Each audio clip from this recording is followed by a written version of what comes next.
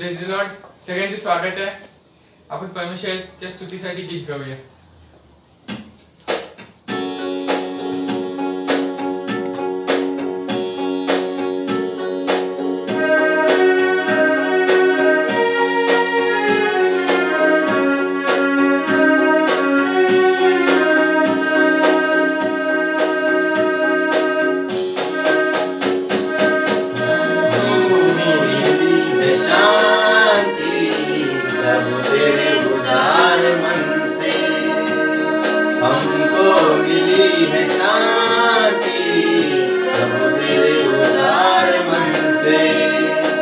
याद रखते हैं तेरी हम अपने जीवन में, याद रखते हैं तेरी हम अपने जीवन में, हमको मिली है शांति प्रभु तेरे उदार मन से, हमको मिली है शांति प्रभु तेरे उदार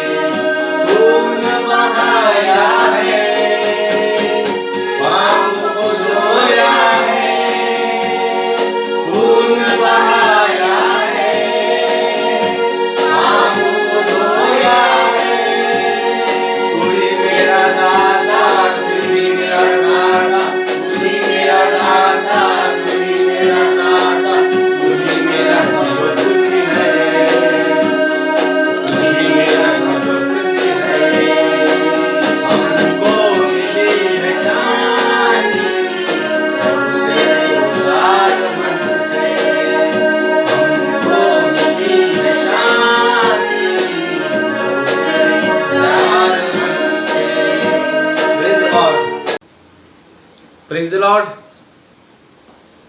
आप सभी का स्वागत है आज के सभा में. और आज खास तौर से हम हिंदी मैसेज हम देने जा रहे हैं और बहुत अच्छा गीत था और सही में परमेश्वर हमारे साथ है. परमेश्वर शांति देने वाला है. तो आइए हम वचनों में जाएंगे और मैं आशा करता हूँ कि आप सब लोग आनंदित होंगे क्योंकि हमारा परमेश्वर जिंदा खुदा है. वो हमें हर बुराई से, हर शत्रु से, हर विरोधक से बचाता है. तो आइए हम वचनों में जाएंगे. जकरिया इसका 2 अध्याय और वचन 10. जकरिया इसका अध्याय 2 और वचन 10 में मैं आपके लिए पढ़ता हूँ. आपके पास सबके बाइबल होंगे, आप भी पढ़ सकते हैं. जकरिया इसका 2 अध्याय और आयत 10. हे सियोन, ऊंचे स्वर से गा, आनंद कर, क्योंकि देख मैं आकर तेरे बीच में निवास करूँगा. यहोवा की यह वाणी है. आइए हम प्रार्थना करेंगे। सर्वसमर्थ परमेश्वर, हमारे उद्धारकर्ता प्रभु यीशु मसीह, धन्यवाद देते आज के समय के लिए। इस वचनों को तो आशीषित कर, सभी को तो आशीषित कर, जो वीडियो में है उन सभी को भी आशीषित कर, और तेरी दया और तेरी करुणा हम पर हमेशा बनी रहे। आमीन। मेरे प्यारे भाई और बहनों, क्या इस वचन में जो लिखा है कि ऊंचे स्वर से गा, आनंद कर, क्योंकि देख मैं आकर तेरे बीच में निवास करूंगा, यहोवा की यह वाणी है। क्या आप यह सोच रहे होंगे इस वचन के द्वारा? इस वचन में क्या लिखा है कि ऊंचे स्वर से गा, आनंद कर।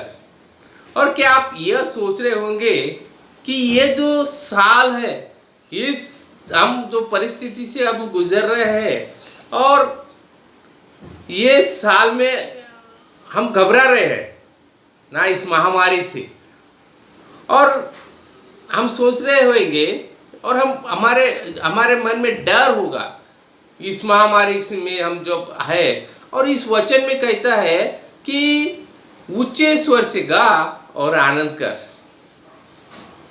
परंतु मेरे प्यारे भाइयों बहनों, परमेश्वर ने इस वचन में आगे के वचन में क्या लिखा है कि मैं आकर तेरे बीच में निवास करूंगा, यहोवा की यह वाणी है। ढाढ़स बांधे परमेश्वर की प्रतिज्ञा जो इस वचन में हम देखते हैं कि अवश्य हमारे दिलों को आराम पहुंचाएंगे, क्योंकि इस वचन में जो प्रतिज्ञा परमेश्वर ने दी है कि मैं आकर तेरे बीच में निवास करूंगा, यह प्रतिज्ञा ईश्वरों के ईश्वर, प्रभुओं के प्रभु द्वारा दी गई है। मनुष्य की प्रतिज्ञा तो बदल सकती है, और इस पर भी विश्वास नहीं किया जा सकता जो मनुष्य जो प्रतिज्ञा देता है। परंतु जो वचन में जो लिखा है, जो वचन जो परमेश्वर के मुख से निकलता है, वह कभी न बदलने वाला, सत्य और विश्वास योग्य होता है। जब हम इन वचनों को विश्वास के साथ लेते हैं, इन जो परमेश्वर ने जो लिखा है कि ऊंचे स्वर से गा, आनंद कर, और बाद में क्या लिखता है कि मैं, यहोवा यह कहता है कि मैं तेरे बीच में निवास करूंगा।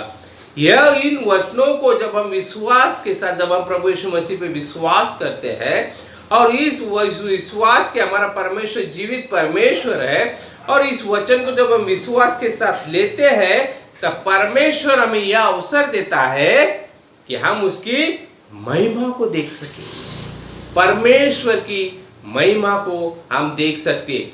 हम उन आशीषों के बारे में मनन करें जो इस वचन के अनुसार हम प्रभु से प्राप्त कर सकते हैं। उन वचनों के द्वारा जब हम देखते हैं कि सपने 3:17 में जब परमेश्वर ने वहां पे क्या लिखा है कि वचनों में क्या लिखा है, सपने 3:17 में कि तेरा परमेश्वर यहोवा तेरे बीच में है, वह उद्धार करने में पराक्रमी है, वह तेरे कारण आनंद से मगन होगा, वह अपने प्रेम के मारे चुप रहेगा, फिर ऊंचे स्वर से गाता हुआ तेरे कारण मगन होगा। मेरे प्यारे भाइयों बहनों, परमेश्वर ने हमें प्रतिज्ञा दी है। इस स्थिति में भी हम जब चल रहे हैं, परंतु परमेश्वर हमें क्या कहता है, ऊंचे स्वर से गा और आनंद कर। ना हमें कोई बात की चिंता नहीं करना है, हमें कहीं घबराना नहीं है, हमें ढाढ़स बांधना है, क्योंकि परमेश्वर हमारे बीच में है। परमेश्वर हमें कहता है कि मैं हमेशा तुम्हारे साथ रहता हूँ, मैं हमेशा तेरे साथ रहूंगा। और परमेश्वर यहाँ में प्रतिज्ञा देती है कि यहोवा तेरे बीच में निवास करेगा, तू ऊंचे स्वर से गा और आनंद कर। मेरे प्यारे भाइयों बहनों, जब हम यूहन्ना 4 अध्याय में जब देखते हैं कि जब वो आपको पता है सभी को, यूहन्ना के 4 अध्याय में जब यीशु मसीह जब संसार में थे, एक दिन क्या हुआ, एक स्त्री से मिले जो सामरिया से थी, और वह एक ऐसे जीवन जीने वाली थी कि जिसे अपने पापमय स्वभाव और अपनी इच्छा और लालसाओं के अनुसार जी कर अपने आप को एक कोप का पात्र बना ली थी ना। सामरी स्त्री के बारे में जब हम वहां देखते हैं ना, और यूहन्ना के 4 अध्याय में आपको सभी को पता है। और उसी प्रकार हम जब देखते हैं कि इफिसियों 2 अध्याय 3 वचन में, उसमें क्या लिखा है कि इनमें हम भी सबके सब पहले अपने शरीर की लालसाओं में दिन बिताते थे और शरीर और मन की इच्छा पूरी करते थे, और अन्य लोगों के समान स्वभाव से क्रोध की संतान थे। मेरे प्यारे भाइयों बहनों, जब हम जो यूहन्ना 4 अध्याय में जब देखते कि वह जो स्त्री थी वह उद्धार की महिमा को जाने बिना एक पापमय जीवन व्यतीत की थी, परंतु प्रभु यीशु मसीह जो परमेश्वर उनके मन में केवल ईश्वरीय योजना थी परमेश्वर के प्रभु यीशु मसीह में। और जब सामरी स्त्री जल भरने के लिए आई, वहां यूहन्ना 4 अध्याय में जब आप देखते हैं कि प्रभु यीशु मसीह उससे बातें करने लगे और अपने सामर्थ्य शक्ति के द्वारा अपने जीवन में बीती सारी बातों को बता दी, ताकि उसमें जो कमी घटी के जीवन को बदलकर उसे अनुग्रह का जीवन प्रदान कर सके ना। प्रभु यीशु मसीह ने पूरी बातें उसको बता दी ना, एक उसके अपने सामर्थ्य शक्ति के द्वारा ना। प्रभु यीशु मसीह ने जब वो सोचने लगी कि क्या यीशु मसीह आने वाला जो मसीहा है, यीशु ही आने वाला मसीहा है ना, वो सोचने लगी। जब आप वहां देखते तब यीशु ने उससे क्या कहा, मैं जो बोल रहा हूं मैं वही हूं ना। यीशु मसीह वो कहता है, और उसने उस घड़े को क्या किया, वही छोड़कर उधर ही छोड़कर क्या किया, मसीह के बारे में नगर के लोगों को बताया। गांव में गई, उसके नगर में गई और यीशु मसीह के बारे में उनको बताया कि मसीहा, मैं मसीहा से मिली, और नगर के लोगों को बताया। और इसके कारण क्या हुआ, विश्वासी बहुत से लोग विश्वासी बन गए। किस प्रकार परमेश्वर ने अपने उद्धार की आशीष को बड़े अनुग्रह के साथ उस स्त्री को प्रदान किया। यशायाह 6 अध्याय 10 में लिखा है कि उसने मुझे उद्धार के वस्त्र पहनाए और धर्म की चादर ऐसे ओढ़ा दी है। कृष्ण में मेरे प्यारे भाइयों और बहनों, आज भी हम इस वर्तमान के जीवन में कमी घटी को लेकर प्रभु यीशु के पास आए हैं ना। हमारे जीवन में बहुत सी दुख है, तकलीफ है, परेशानी है, नौकरी की कमी है, पैसों की कमी है, इस महामारी से हम चल रहे हैं, और इस वर्तमान में हम हर कम घटी को लेकर यीशु मसीह के पास आए हैं, परंतु वह निश्चित आपके जीवन को शुद्ध करेगा। अपने बहुमूल्य लहू से जो उसने क्रूस पर, जो यीशु मसीह ने क्रूस पर बहाया है अपना बहुमूल्य लहू, और उस क्रूस पर जो उसने बहाया है आपको पूर्ण रीति से पवित्र करेगा। क्योंकि परमेश्वर की प्रतिज्ञा का, ऊंचे स्वर से गा, आनंद कर, और मैं यहोवा तेरे बीच में निवास करूंगा। इस संकट के स्थिति में हमें डरने की बात नहीं, हमें परमेश्वर से दूर जाने की बात नहीं। परमेश्वर हमारे बीच में उपस्थित है, वो हमारे साथ है, हमें डरने की कोई बात नहीं। हम जब पूरे मन से, पूरे दिल से परमेश्वर को विश्वास कर रहे हैं ना। और उसी तरह हम जब यहाँ देखते कि जब उस सामरी स्त्री की तरह हम भी उद्धार के आनंद और मसीह में नए जीवन प्राप्त करेंगे ना। जब उसने जब देखा और मसीह को मिली, और उसने अपना नया जीवन, हमको भी नया जीवन हम प्राप्त करेंगे। प्रेरितों के 16:31 में जब लिखा है कि प्रभु यीशु मसीह पर विश्वास कर तो तू और तेरा घराना उद्धार पाएगा। आपके द्वारा मेरे प्यारे भाइयों बहनों, आपके मित्र, आपका परिवार, आपके सहकर्मी उद्धार की महिमा को पाएंगे और विश्वासी बन जाएंगे। जिस प्रकार उस सामरी स्त्री के द्वारा ना, उसके द्वारा जब वह विश्वास में आ गए। हम जब ये सोचते कि हम इस साल, हम जब आशीषों के बारे में जब सोचते कि इस साल इस स्थिति में भी है, परंतु परमेश्वर का जो आशीष है, इस साल भी आप ईश्वरीय उद्धार की आशीष प्राप्त करेंगे। किस प्रकार ना, देखो यशायाह 12:6 में क्या लिखा है, क्योंकि इस्राएल का परमेश्वर, इस्राएल का पवित्र तुझमें महान है।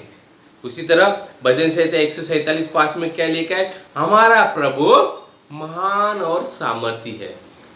भजन संहिता 126:3 में क्या लिखा है, यहोवा ने बड़े बड़े काम किए, इसमें हम आनंदित है ना।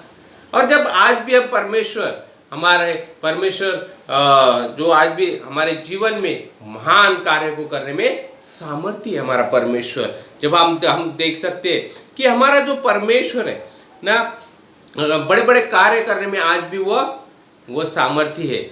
जब हम परमेश्वर को थामे रहेंगे, परमेश्वर के साथ बने रहेंगे, उसके संगति में रहेंगे, उसके वचनों में हम बने रहेंगे, तो हमारे जीवन में निश्चित चमत्कारों को हम देखता हुआ, हम एक्चुअली चमत्कारों को होता हुआ हम देखेंगे ना। जब हम परमेश्वर ने प्रभु यीशु मसीह में जब थामे रहेंगे, उस पर पूरा विश्वास हम रखेंगे। यीशु मसीह इस स्थिति में भी परमेश्वर हमारे साथ है, क्योंकि परमेश्वर में प्रतीक है, ऊंचे स्वर से गा, आनंद कर, और कहता है कि मैं तुम्हारे बीच में रहूंगा, और यहोवा की वाणी है। यह हमें प्रतिज्ञा परमेश्वर ने दी है।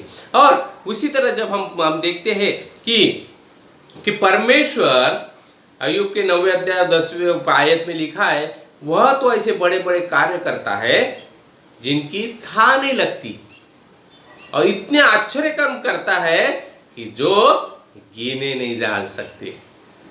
आपने और मेरे जीवन में हमने देखा है कि हम किस स्थिति में थे, परमेश्वर ने हमें कैसा आशीषित किया, परमेश्वर ने हमारे जीवन में कैसे बड़े बड़े कार्य किए, परमेश्वर ने हमें किस प्रकार से आश्चर्य कर्म किए, परमेश्वर ने हम गिन नहीं सकते, उसकी था नहीं लगा सकते। आपको भी उसका अनुभव है और मुझे भी उसका अनुभव है ना। परमेश्वर के आश्चर्य में जो है परमेश्वर हमें करता है, जो गिने नहीं जा सकते।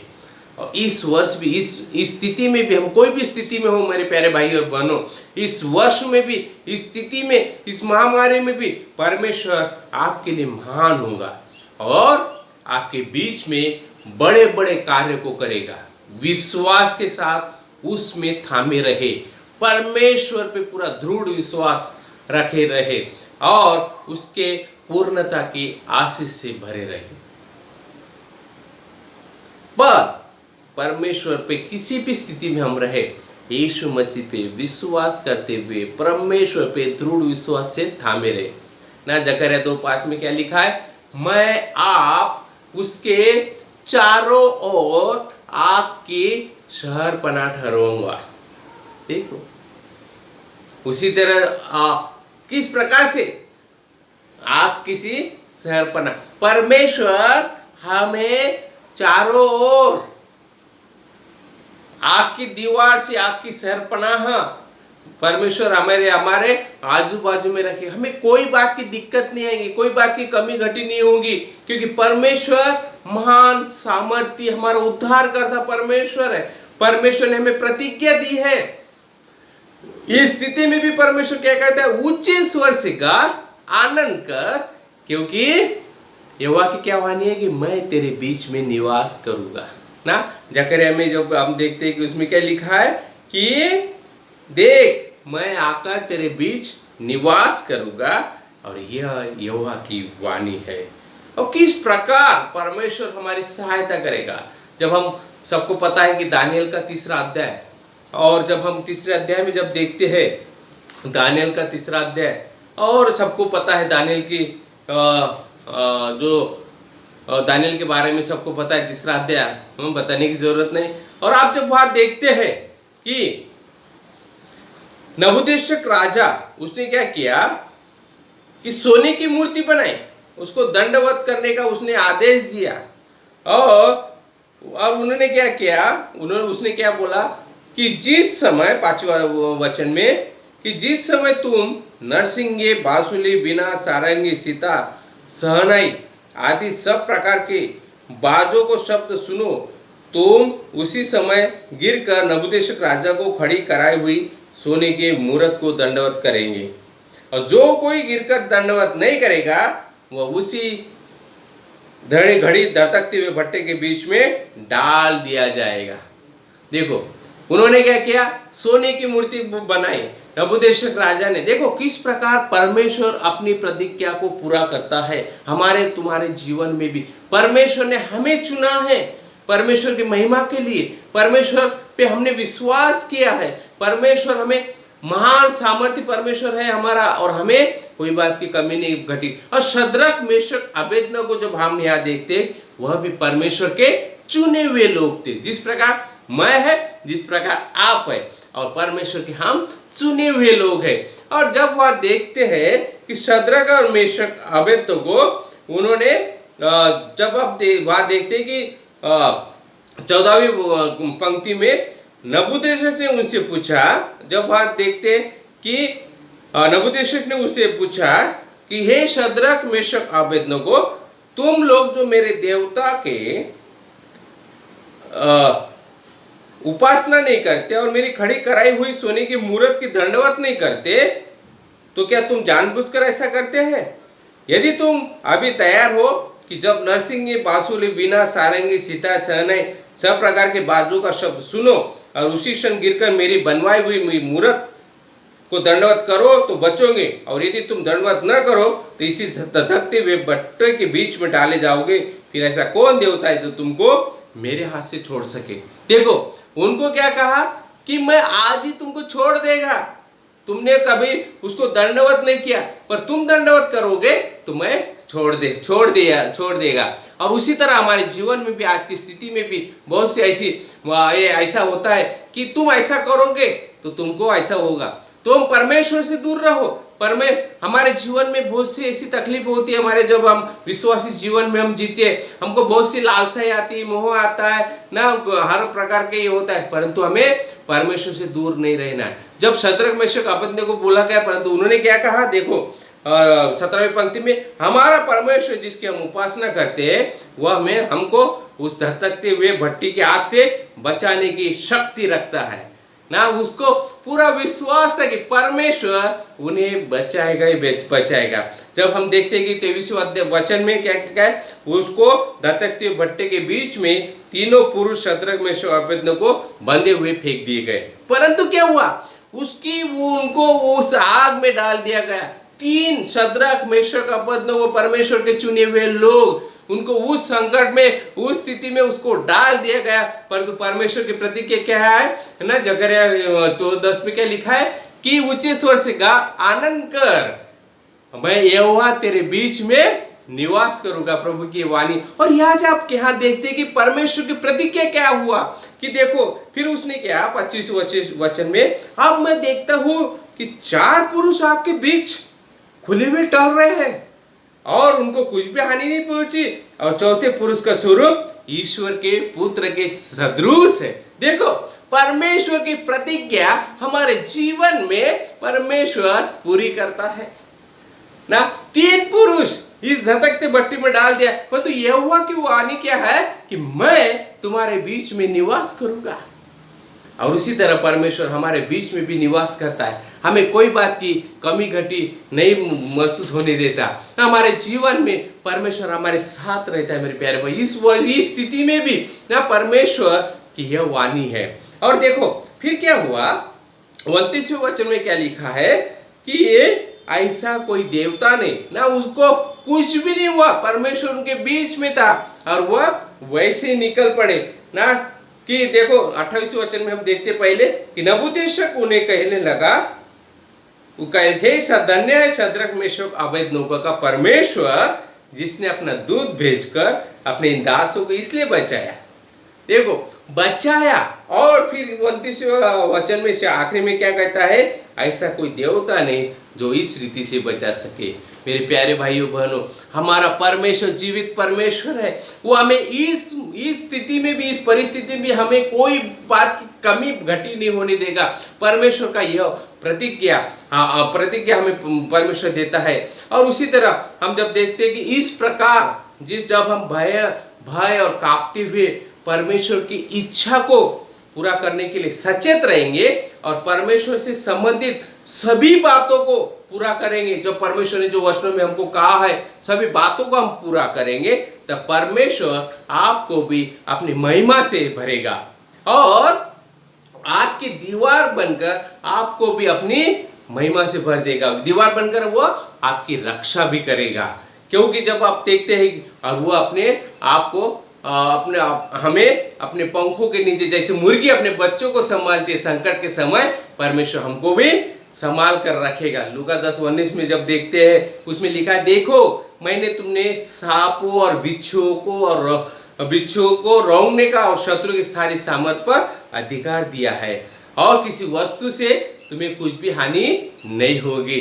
और उसी तरह मेरे प्यारे भाई बहनों, वो आपको पवित्र आत्मा के वरदानों और सामर्थ्य से भरेगा ताकि आप उसकी महिमा के लिए प्रकाशमान हो सके।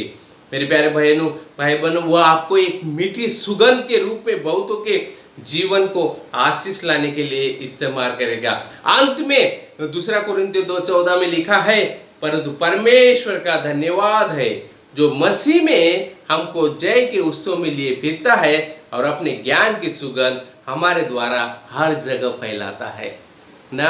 हम विश्वासी होने के नाते हम परमेश्वर ने हमारे जीवन में जो कार्य किया है, हमें जाकर लोगों को सुसमाचार सुनाना है। वो उस स्त्री ने क्या किया, जाकर नगरों में गई और उसको कहा कि मसीहा मुझे मिला। और हमें भी परमेश्वर का वचन दूर तक जाना है, हमें पहुंचाना है, डोर टू डोर जाना है, रास्तों पे जाना है और परमेश्वर का वचन हमें सुनाना है ताकि वह परमेश्वर के मान सामर्थ को देख सके। जिस प्रकार दानियल के अध्याय में जब हम तब देखते हैं 3 अध्याय में कि उस नबूकदनेस्सर राजा ने परमेश्वर का मान कार्य देखा, तो आपके भी जीवन में परमेश्वर वो कार्य करेगा। आमीन।